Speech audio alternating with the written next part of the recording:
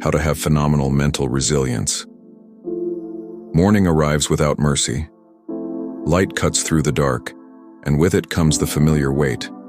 Unfinished duties, old fears, the quiet pressure of being human in an uncertain world. We do not wait for the day to be kind. We rise prepared for it to be difficult. This is where mental resilience is forged, not in comfort, but in conscious readiness. Marcus Aurelius once warned us that when we wake, we will meet busybody, ungrateful, arrogant, deceitful, envious, unsocial people. This was not pessimism. It was preparation. The resilient mind does not hope reality will change.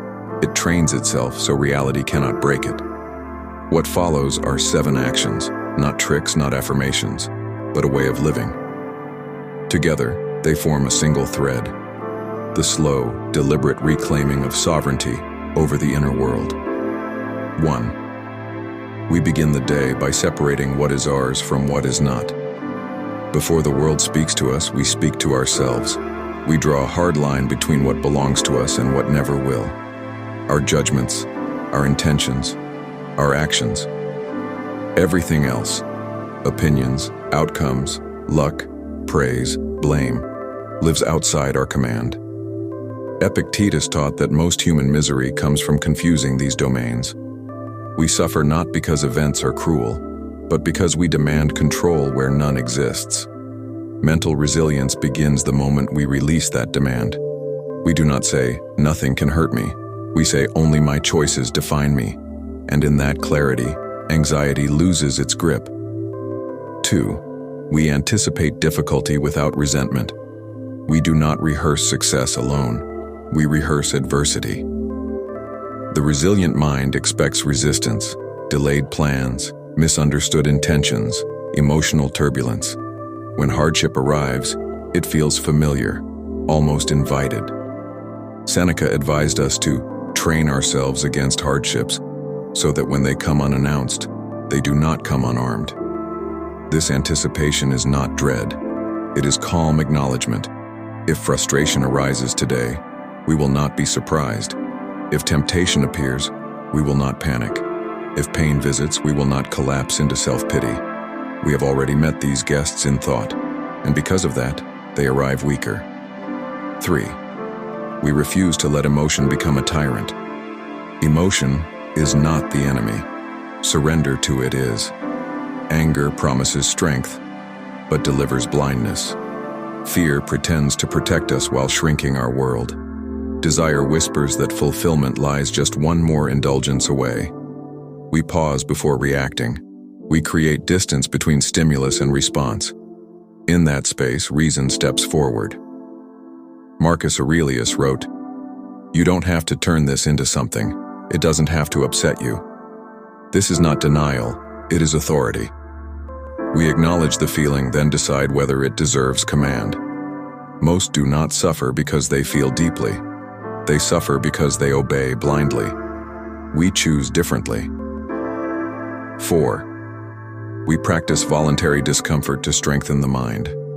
Resilience cannot be imagined into existence. It must be trained. We occasionally choose the harder path on purpose. Less comfort, less indulgence, less ease.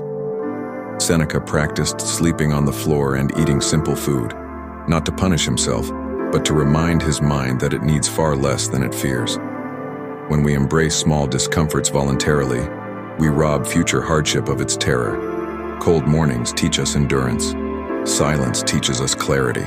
Restraint teaches us freedom. The mind that can endure chosen difficulty will not break under imposed difficulty. 5. We measure life by character, not circumstance. Success and failure are noisy distractions. They rise and fall without asking our permission. What remains, always, is who we are becoming. Did we act with integrity today? Did we speak truthfully? Did we restrain impulse when it mattered? Modern scholars of this ancient philosophy remind us that resilience is not about avoiding collapse.